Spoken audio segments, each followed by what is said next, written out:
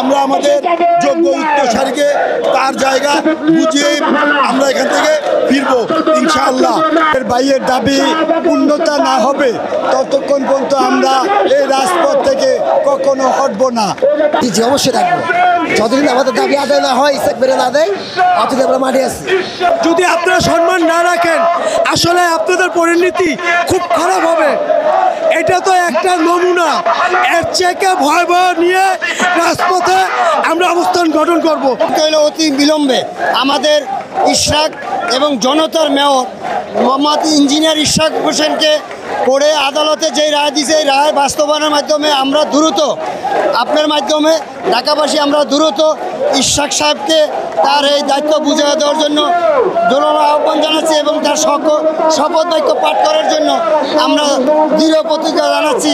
এই আপনার তো অন্তর্বর্তী সরকারের প্রধান উপদেষ্টা ইনশাল্লাহ দাবি আদায় না পর্যন্ত আমরা রাজপথে আছি, রাজপথে থাকবো, এই ইনশাল্লাহ আমরা আছি।